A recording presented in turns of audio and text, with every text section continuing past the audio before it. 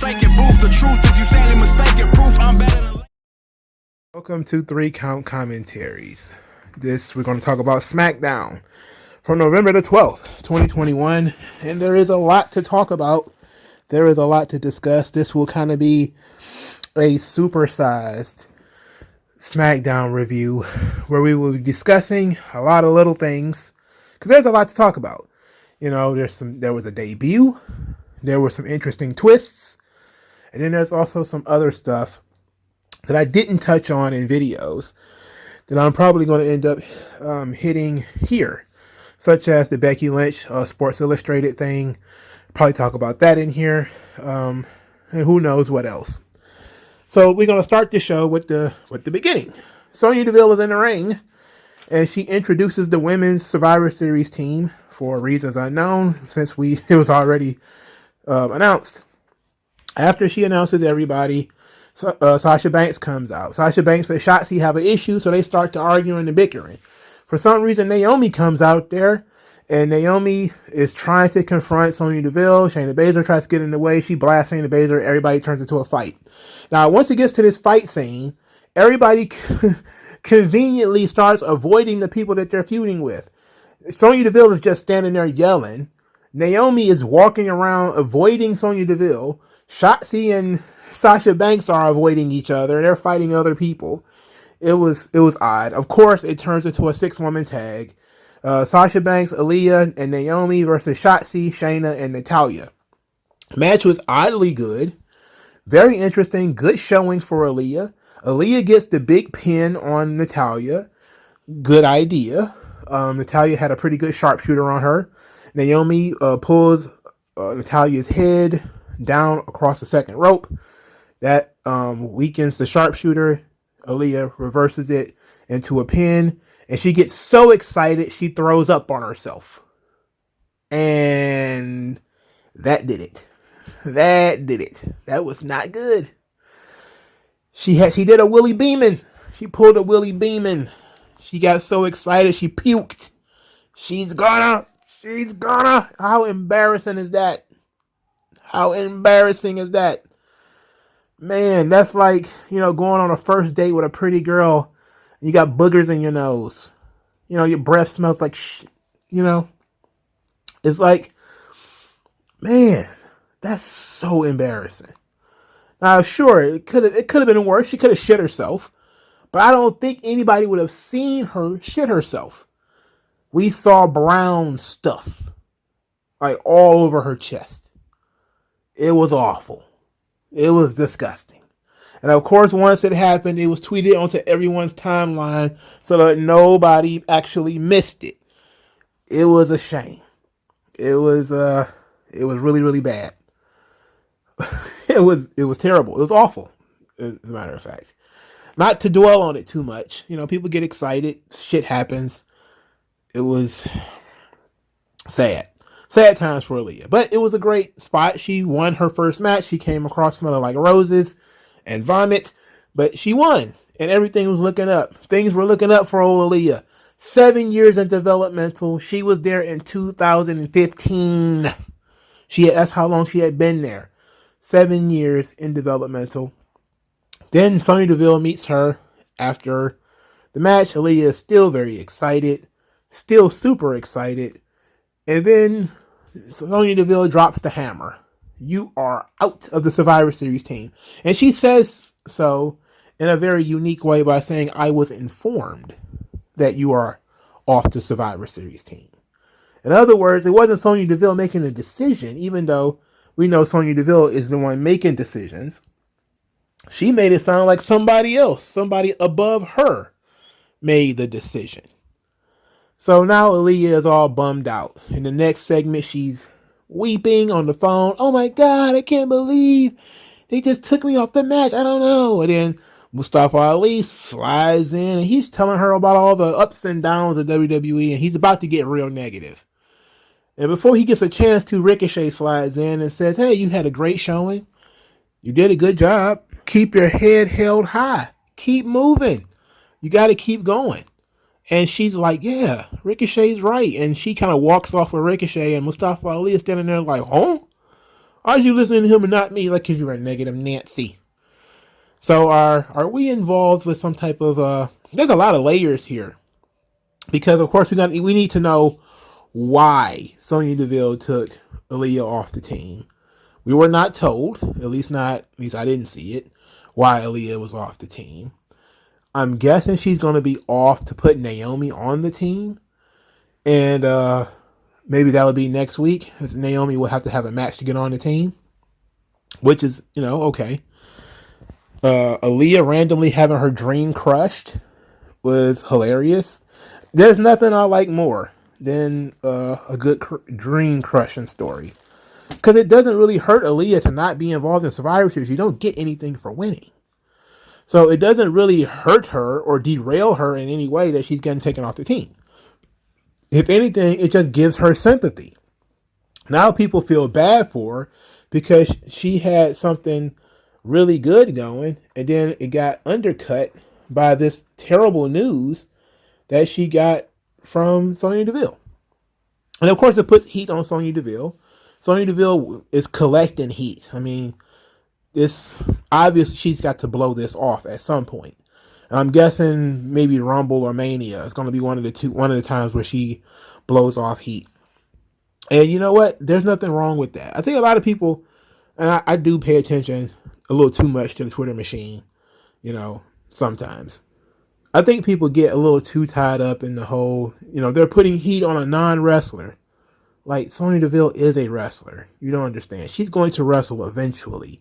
It's just like when Stephanie McMahon was spending all that time collecting heat, and then it was all about who is it that's going to come through and get super over by crushing Stephanie McMahon.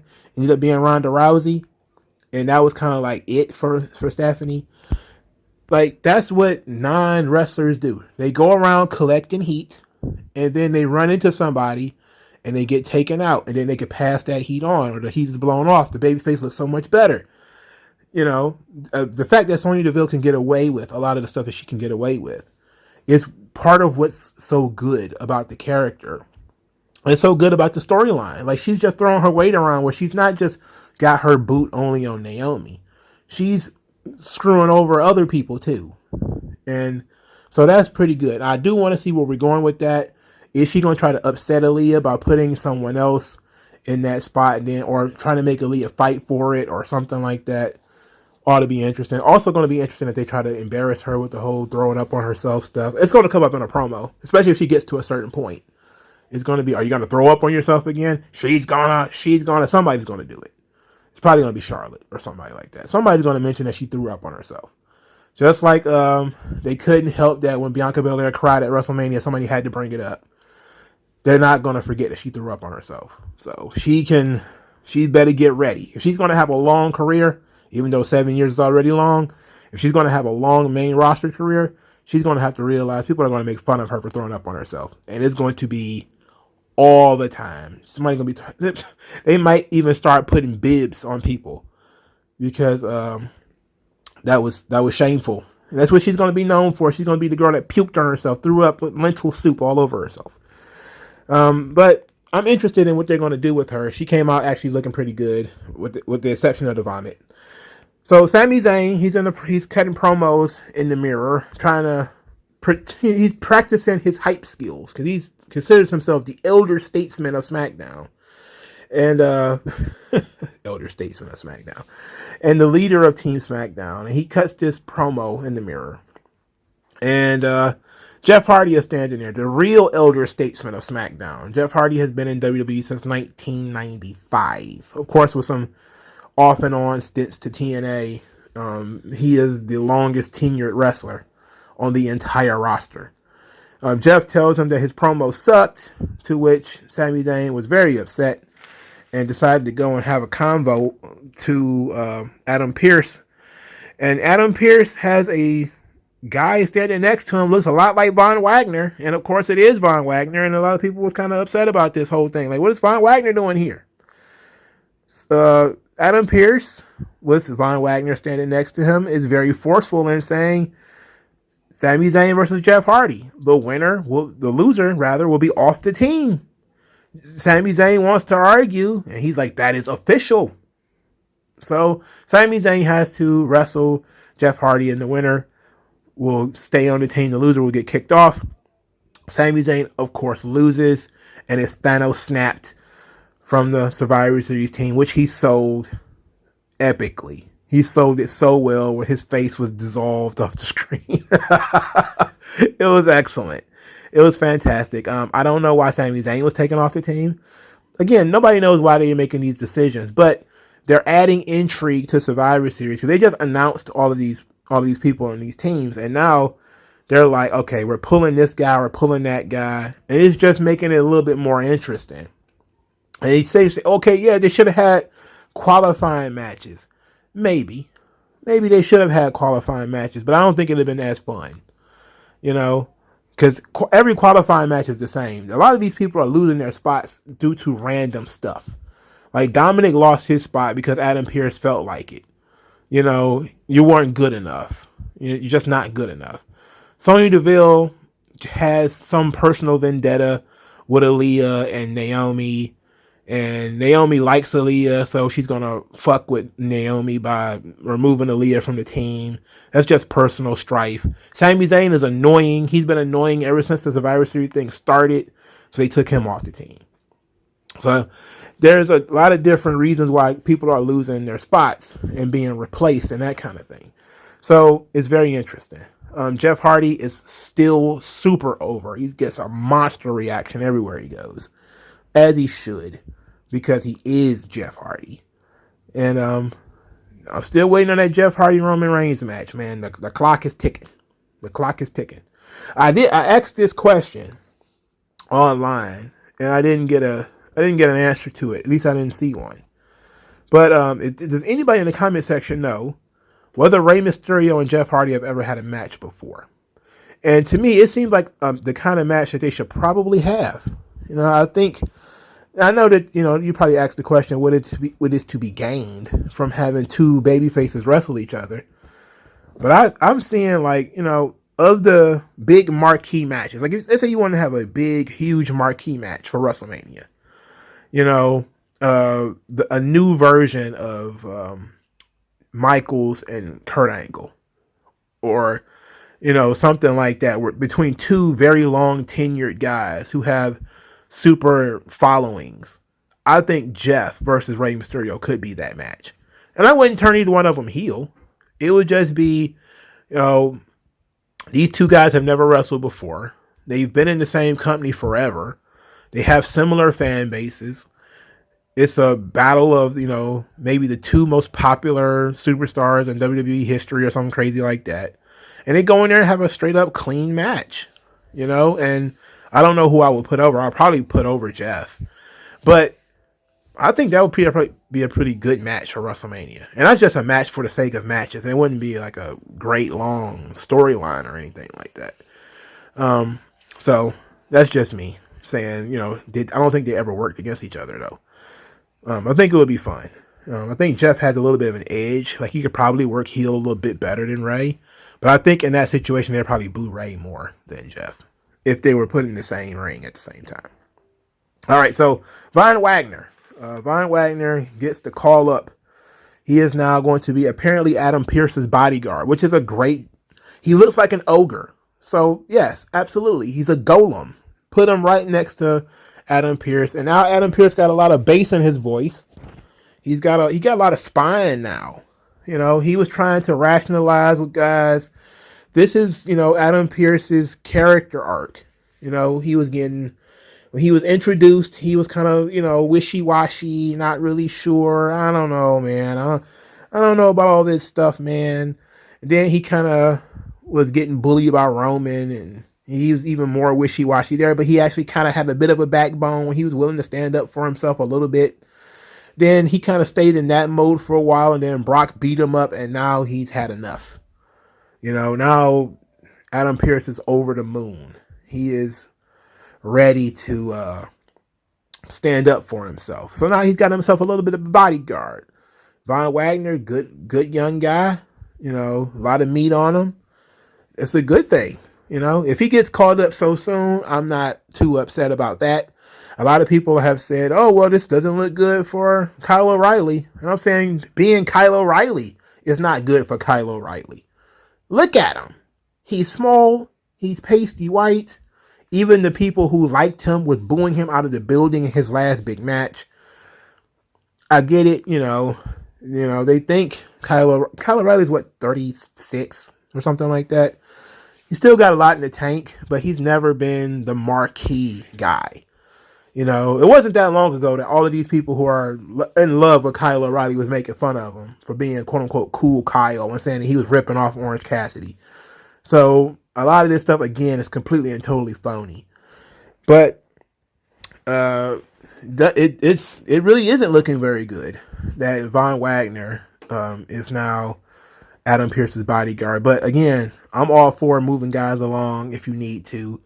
WWE will move big guys out of NXT fast. If you're a big dude and they really don't care whether you're any good or not, Braun Strowman, Shanky, Veer, they will get you out of NXT quickly. Like, come on, let's go. And these guys don't seem to do too bad if they skip NXT. Amos skipped NXT. They don't seem to do too bad. So Von Wagner being Adam Pearce's hired hand, not that bad. Not a bad spot for him. Pretty good spot, actually. It's all about how he's used. He's coming in with a role, which is better than most NXT call-ups. Most NXT call-ups have no direction whatsoever. But Von Wagner has a role. His role is he's going to be Adam Pearce's bodyguard. At least that's from what we see from SmackDown tonight. I don't look at things in terms of, is he ready? Is he ready? Look, I don't know how long he was in NXT. I don't know how long he was down there. But he ain't getting no younger. So it's like, these are people, they ain't biscuits. You ain't supposed to wait until they get brown on one side and then start pulling them out. Like, no, you don't have a choice. When your number is called, you got to go play. So if they're calling Von Wagner up right now, you may say, it's too soon. Maybe it is. But he's got to go and make it work, Go for it. And if you're the young guy, man, go for it. Go for the shot. My only hope is that they protect him and he's not, taking bumps for junior heavyweights and being knocked all over the place by small guys. And that he's actually protected due to his size because he's a monstrous looking dude. Huge looking dude.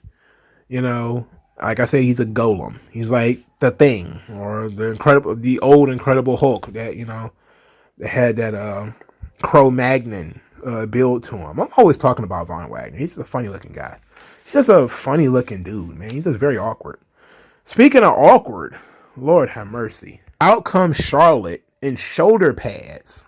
Like, she had shoulder pads. I was stunned that they allowed her to come out there dressing like that. She called herself the Star Maker and then went off on Becky Lynch in what was absolutely hilarious on multiple levels.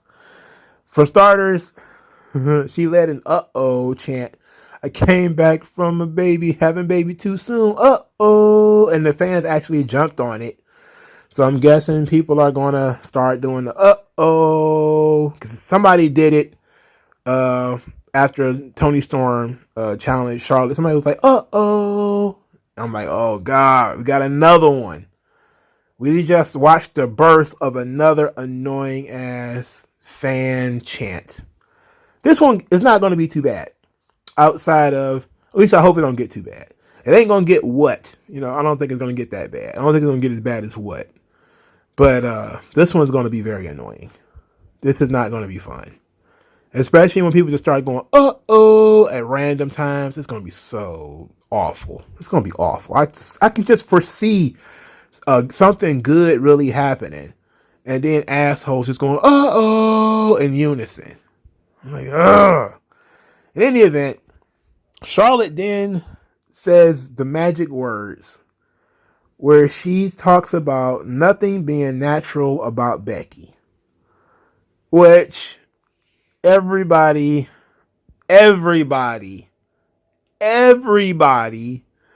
collectively face palmed.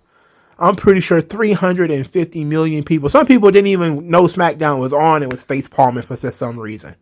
It was just like their hand was magnetically attracted to their forehead. Like, I can't believe Charlotte, of all people, would say something like this. There's nothing real about you. Somebody wrote that promo. So, did she not read it? It seemed like perfect fodder for Becky Lynch to sit at home and tweet about this. I mean, within 10 minutes, Becky Lynch had tweeted about it. These two, a lot of people think it's a work, and it very well could be. But we know that if there is heat, Vince is going to make them work together. You know, he did it with Bret and Shawn all the time. He could have avoided having Bret and Shawn work together. He didn't. Instead, he put them in the ring against each other all the time. House show loops, segments, pay-per-view events, they constantly working together. You would think that as much heat as Shawn and Bret had, they wouldn't be working together. But no, Vince forced them to work all the time. And then they constantly got into it. So it seems to me like if it is a work, it's an elaborate work and it's a pretty good one. But if it's not a work, then it's just Vince, playing puppet master and saying, since they don't like each other already, and everybody knows they don't like each other already, let's just go with it. Let's try to make as much money as we can off this thing. So we're going to have them talk shit about each other, or Charlotte's going to talk shit. Becky Lynch is going to respond on Twitter. Everybody's going to get all ass blasted about it one way or the other. And things are going to stay interesting. So, but before all of this, Becky Lynch went on Sports Illustrated and made some comments about her quote-unquote relationship with Charlotte and how they used to be friends. And that she no longer trusts Charlotte, and that sometimes the locker room just needs a hero. And I'm okay with being that hero. And that's all I'm going to say. And what does that mean? That's my question. What does that mean? The locker room needs a hero to protect us from Charlotte? I'm guessing, Charlotte has a fair bit of power and authority. I would imagine she does in the women's locker room. And Becky is standing up for the young ladies or whatever the case may be. But I don't think we didn't really learn anything from the Becky Lynch interview other than what we already know. She doesn't really like Charlotte and that they don't get along. The thing is, Charlotte doesn't get along with anybody. I mean, she wrote in her little book, which I didn't read. Somebody else read it and posted screenshots online, that she doesn't get along with Sasha Banks either. And that a lot of it is professional jealousy. Now, one of my subscribers said that, that women don't have the cutthroat nature that the men have. That the women, they're all about supporting each other and uplifting each other. I'm like, brother, you need to learn about the concept of relational violence.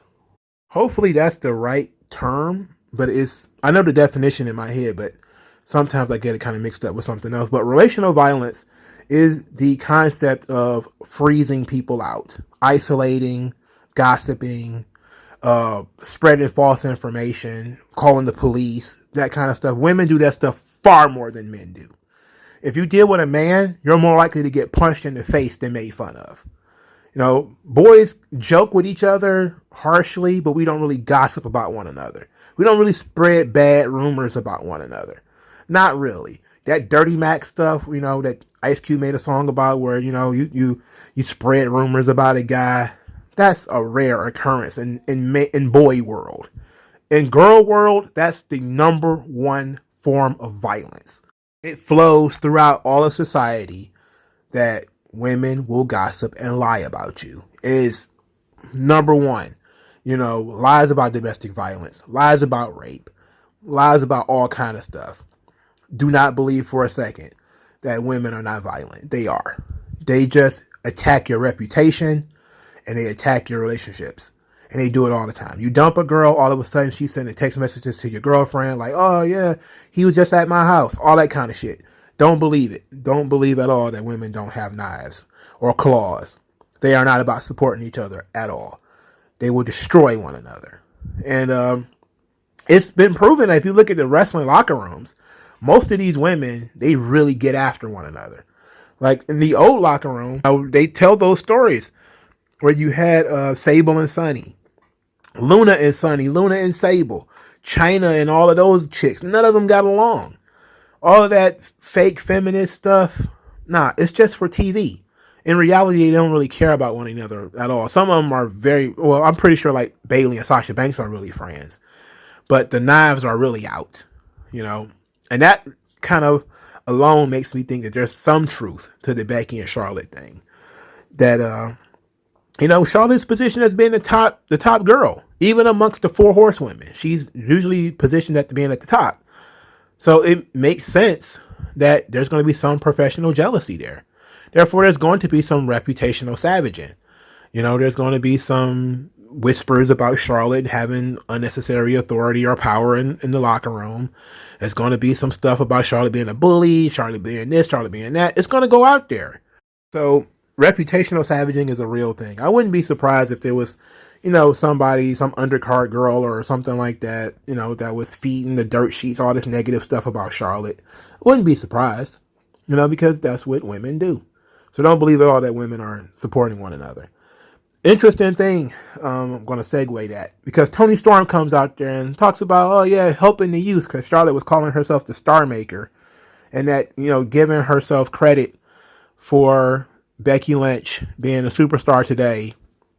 And because I think this is the third year anniversary of the man gimmick being born, which is silly. I can't believe people actually celebrate when your gimmick is born. That's stupid. Your gimmick has a birthday. In any event, Toni Storm comes out there, and man, oh man, buddy, the girl, man. A girl thick as mortar. You feel me? You can build bridges with them thighs. You feel me? You can build a castle to the sky with them thighs. You feel me? In any event, Toni Storm came out there, said that Charlotte doesn't help anyone, and she hasn't defended her title since she came to SmackDown. And is she willing to defend her title tonight? To which Charlotte just simply said no and walked away with her big, puffy 1980s shoulder pads. And Toni Storm was wearing tassels, which I thought was cool, because at least somebody is, not named the Young Bucks are actually trying to bring back tassels. Okay, cool. And apparently she's a babyface again, which is good. Again, cool. They haven't changed much of Toni Storm. They seem to have dropped the whole wild child of the 80s crap, which, good. And they let her wear not long tights, which is glorious. She's over with a lot of people just for that, because she didn't cover up with the long pants. So this segment was kind of cringe. I don't really need long segments with Charlotte in it. The Toni Storm part was pretty good. Her promos still need some work, but let's get out there and let her talk. I see why Shotzi was the one that they turned heel, because they were introducing 2 more babyface females. And I guess they wanted to have an equal roster. So you're going to have Charlotte as the heel, Shotzi, probably Xia Li. Natalya got cheered for most of the night, and then she was put on the heel side of the 6-woman tag. So she's probably going to be a heel there. I don't know if Tamina is on the roster or not. I'm pretty sure Tamina is still a heel, because if Natalya is a heel, then Tamina is a heel, right? So then you would have had on the other side, Sasha, Naomi. Well, you could have kept Shotzi then. Well, Aaliyah. Who else? Tony. Sonya Deville is technically not a wrestler again yet, but Shayna Baszler on the other side too. So they pretty much could have kept Shotzi as a heel, as a babyface rather. They didn't need to turn her heel, but it made her a little bit more interesting.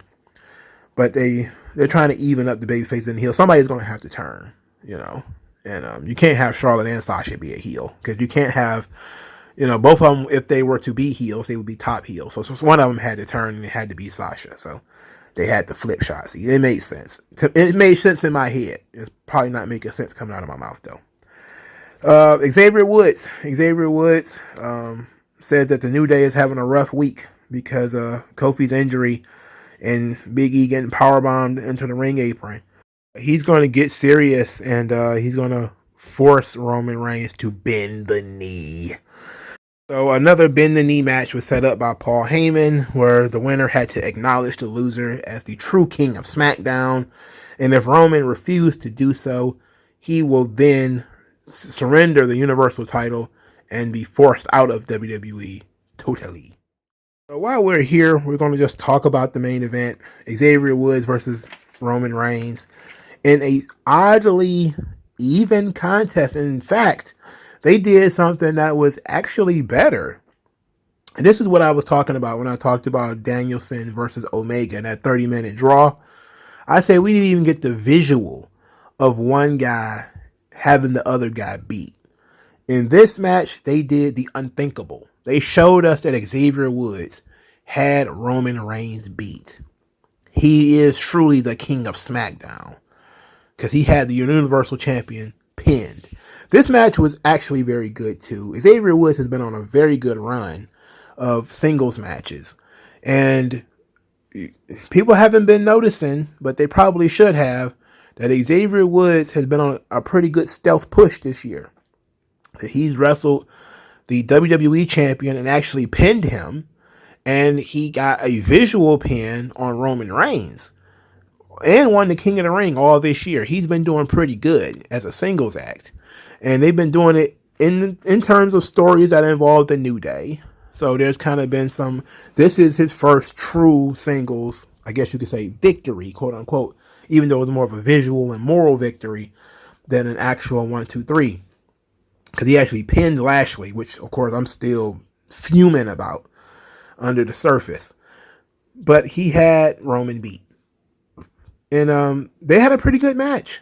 And Roman works in such a way where he can big dog you if he wants to, but he can also sell and make you look completely and totally credible if he wants to. And you could tell he actually likes Xavier Woods because he actually made him look very good. You know, the Roman smashing guys and stacking them, that kind of stuff, you know, that would lead you to believe that Xavier Woods would never even have a chance. And that's what I expected, is that they would kind of do something where Xavier Woods would just go out there and get crushed, and that would kind of be it.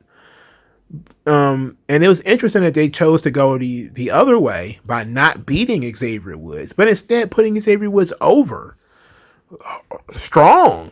You know, he didn't pin Roman. Of course, that would have been nonsense. And they didn't want to give away a clean finish because that would have derailed Xavier Woods' push, because there's no way he's actually going to actually pin Roman Reigns. So instead of killing his push, they gave him a visual victory and just had the Usos tear him apart. Then Roman put on Xavier Woods' crown.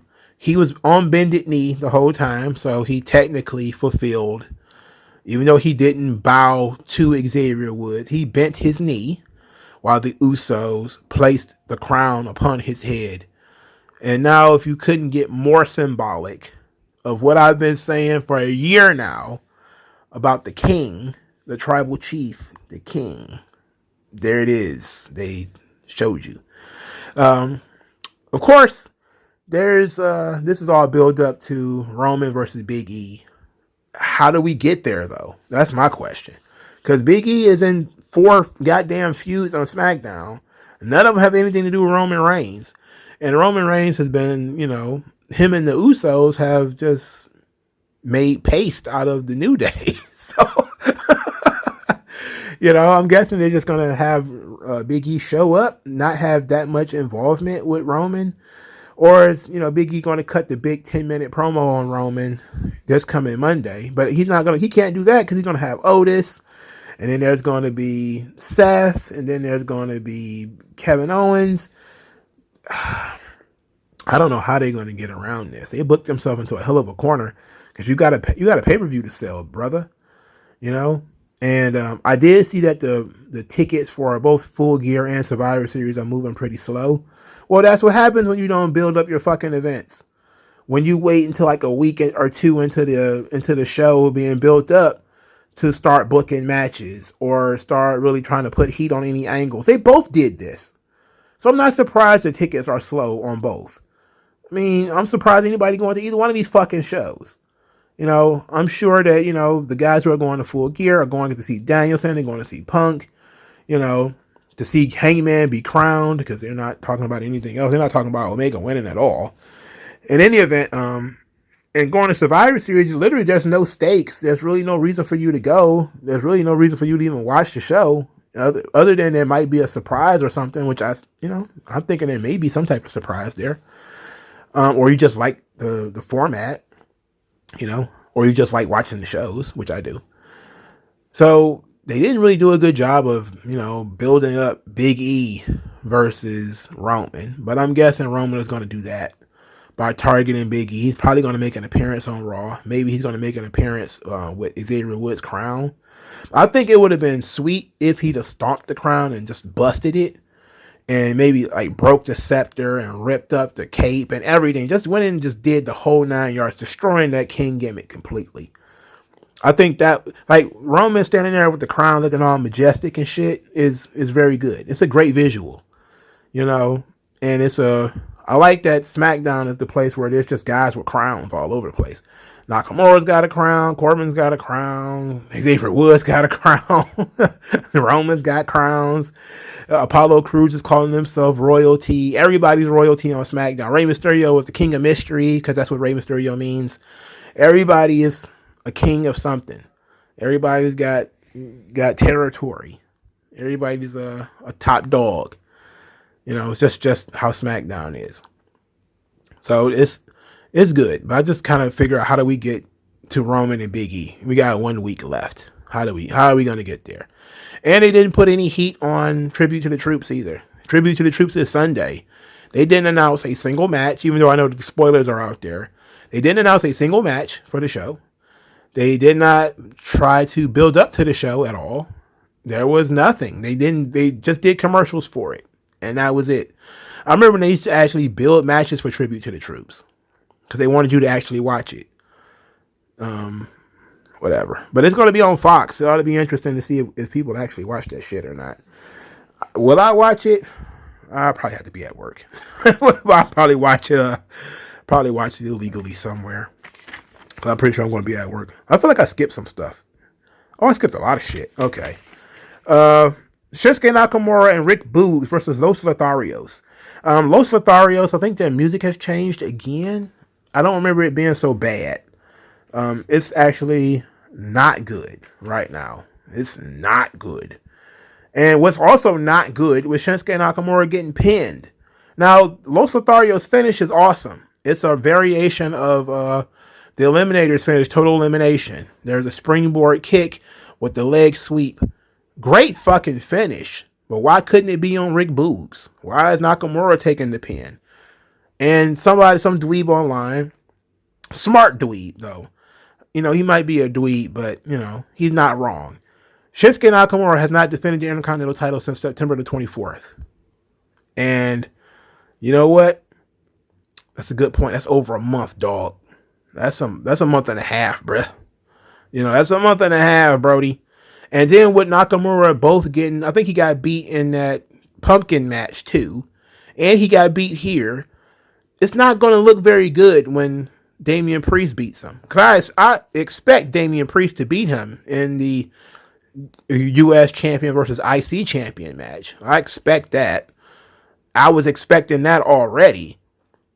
But they stole Damian Priest's heat by having other people beat Nakamura. How about you actually have Nakamura be a threat first?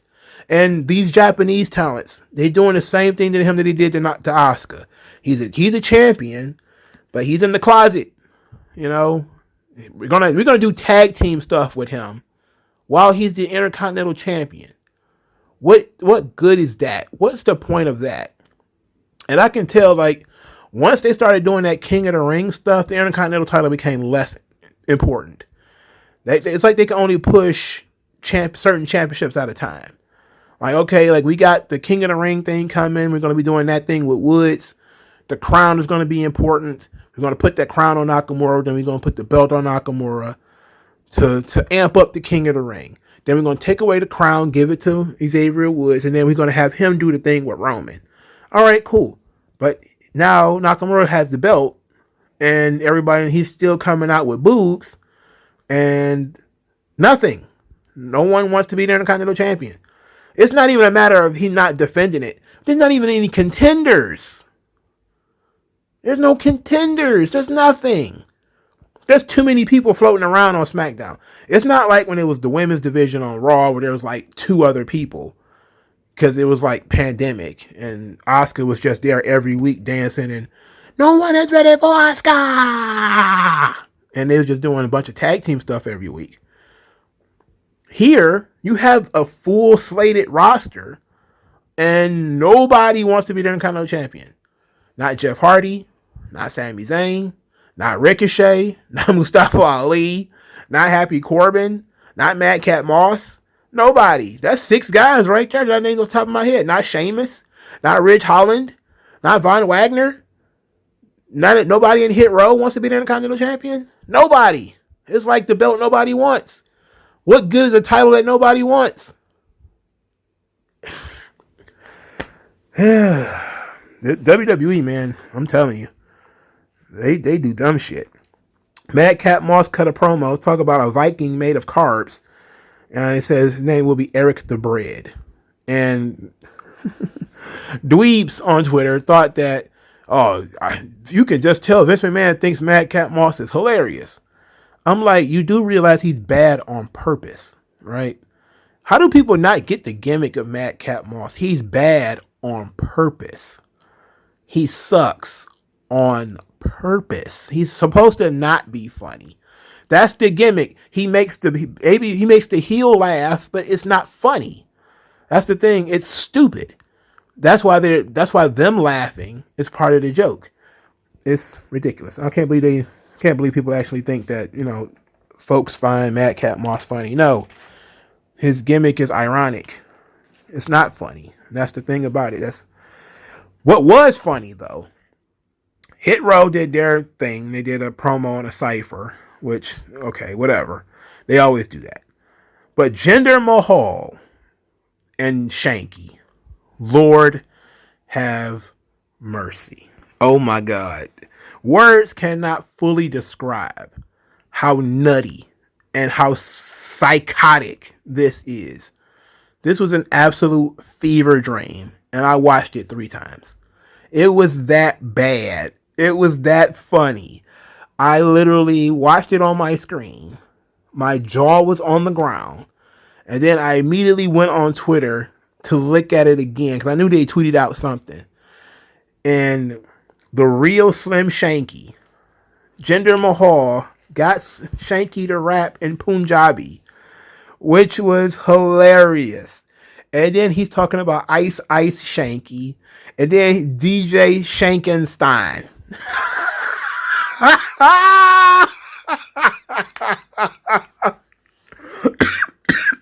Holy shit.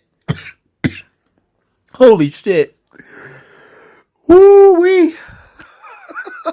And then he started beatboxing so Jinder Mahal could rap. Oh, it was so awful. It was awful. And then he hit that little pose with his they did the kid and play dance, man. It's so muscular. It was so silly. It was so bad. It was so bad. It was hilarious. So then Jinder Mahal with the prison pose said like Hit Row, more like Cringe Row.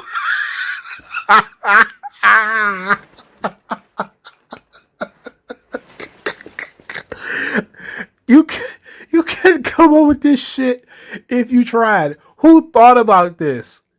Like, this is so bad. It's just awful, man.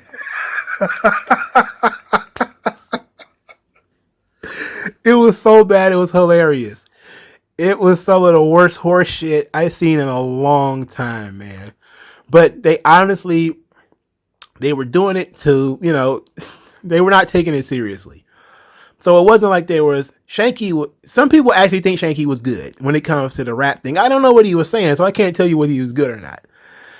But he had rhythm, at least. But they're trying to force Shanky to show some personality. You know, they've been doing that for a while. He's very expressive. So whenever they need Shanky to do something, he can actually knock it out of the park. Like when they needed him to be scared of Drew McIntyre, he was able to do it. You know, when they need him to rap and to beatbox and all that kind of stuff, he's at least going to try. He's got no problem going out there and making an ass out of himself. And he's a freakishly tall, weird looking dude. And it's fucking hilarious. And Jinder Mahal is a human being trapped inside of a meat suit, and he can barely move.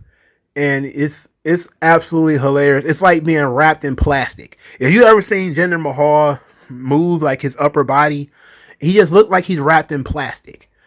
And it looks like you might hear like those weird sounds like when you're sitting on your grandma's couch, just as Jinder Mahal is moving his arms. That's what made it so funny to me, man. It's because Jinder Mahal has no agility. None. I have more agility and range of movement than Jinder Mahal. Don't get me wrong. When he was the modern day Maharaja, he rules. You know, he's funny. He rules. But he is such a stiff guy. And this was fucking dumb. This was awful. But it was funny as hell. I couldn't believe I watched it so many times because it was so goddamn funny. I never need to see it again. I don't want them to do it again. But I'm not going to lie to you and say, like, I absolutely hated this and it burnt me alive to see it. It didn't. By the time I got to DJ Shankenstein, man, I was frosted. I was out of it. I was completely like, oh my God. They going full Riri. They went fully. That joint was fully loaded. I was like, man, I didn't sign up for this. Oh boy. Hit Row has to contend with that. I know that on the house show loop, Nakamura has been working with Jinder. They've been doing Intercontinental title matches on the house show loop. At least I think they did throughout the Europe tour. So I'm surprised they haven't brought it to TV.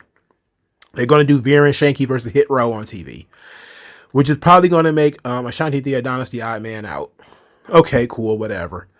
I just want Hit Row to get into something and stop doing random promos and random raps.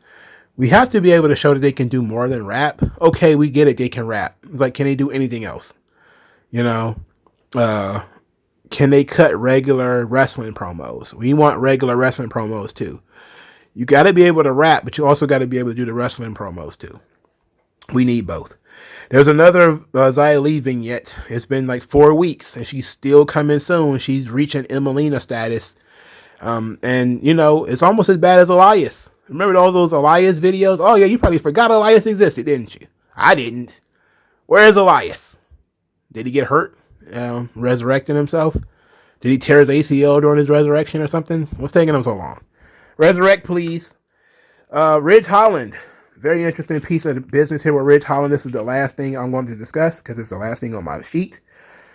Ridge Holland talked about Sheamus being his idol, and that he never thought he'd leave the streets until he saw Sheamus, and that Sheamus showed him the way to make money by beating people up. Cesaro appears, says that he knows Sheamus for a long time, but his attitude lately is not so good, that he needs to be a little bit more careful what he wants to wish for about, you know, teaming up with or being friends with Sheamus. Holland says that he thinks that he and Sheamus will be better partners than Cesaro and Sheamus. They're going to be better than the Bar. And if you disagree, you could take it up with Sheamus. He's going to be here next week. I'm like, okay, cool. Sheamus is coming. I think Sheamus is probably going to end up getting that Survivor Series spot. All right, cool. I like me Sheamus. I love me some Sheamus. Sheamus and Ridge Holland. I like the tag team idea. Great idea. Sheamus having himself a protege. Excellent stuff. The only problem I got with this is Ridge Holland. You know, his promos have been fine. They, of course, have, you know, informing his character a lot. He's a regular brawler from the street, and he's a big muscular guy. Good stuff. The thing is, he's coming across like a Stan. You know, like he was at home cutting out pictures of Sheamus at a WWE magazine and putting them on the wall. I don't know, man. Somebody, I think it was Ryan Satin, who said it's giving them Mickey James, Trish Stratus vibes. And I guess it is. It gives me those vibes too. It's very creepy. His love of Sheamus is very creepy. You know, I kind of want to see. I want to see them interact though, and I wonder if they building up for Sheamus and Ridge Holland. They're clearly building them up as a tag team. But if they're going to prepare to do Cesaro in a tag team partner, if that's going to be the case, who could it be? Who could be Cesaro's partner? They already using Nakamura for something else. I don't know. Drew McIntyre? Yeah, it could be Drew McIntyre, I guess. So, I like the Ridge Holland storyline. I'm very interested in it, as long as it doesn't go into some odd places with Ridge Holland, you know, and his Sheamus action figures and him being very weird with Sheamus. But him being a guy that's inspired by Sheamus, I like that idea because I can foresee him turning on Sheamus down the line, and that making it make sense to me. Like if they want to use Ridge Holland and Sheamus like Triple H and Ric Flair, even though I think Sheamus is still active and will be active for a long time, then I like that idea. If Sheamus is going to transition to being Ridge Holland's manager, I like that idea. I would like it if Ridge Holland kind of took up the whole Sheamus aesthetic with me little hat to me little jacket. You know, that would be fun too, except he got his little Billy Club or whatever. That could be cool too. I'm not against any of this. I'm just against Ridge Holland being a psycho that's gonna like follow Sheamus around. I don't know about that one, man. I don't know if he's gonna be able to pull that one off. That's a little ambitious, but I'm interested in seeing where it goes. I like the idea of Ridge Holland and Sheamus as a tag team. I think they're two big brutal guys. Yeah. In the days of squash matches, back in the days of Power and Glory and the Powers of Pain. You know, two guys like Sheamus and Ridge Holland, Sheamus and Ridge. I'm guessing he's going to end up getting his name cut too. I'm almost certain he's not going to be Ridge Holland. It's probably just going to be Holland or Ridge or whatever the case may be. they're gonna chop it some stupid way. But I'm interested in that team. I'm interested in where that team goes, and they already planted the seeds for a thing with Cesaro. And perhaps Cesaro is going to want to show Ridge a better way and be a better role model to Ridge. But how old is Ridge? Is Ridge like 30? Because I don't want Ridge to be like some 30-year-old intern who is hanging around with Sheamus. Now, if he's like 28 or something like that, all right. But if he's like 32, it would be weird. You know, it would be odd as hell. But I like that they brought him up again with a role. He was brought up with a plan. His plan is to team with and ultimately feud with Sheamus. So, okay, cool. I'm down for this. I'm down for that. But SmackDown they've been doing some very interesting stuff on SmackDown, man. It remains the best wrestling show when it comes to angles and storylines. And they did do the same story back to back. They did the same bend the knee match back to back with the Usos. Now they did it with Roman, and then they ended the match in disqualification. But it was actually pretty good because it showed off Xavier Woods. And now I'm going to pursue the question of whether Xavier Woods are going to be removed from the Survivor Series team. So that's something to discuss. You know, whether Xavier Woods will even make it to Survivor Series after he was pummeled so viciously by our tribal chief, our Lord and Savior, God himself, Roman Reigns.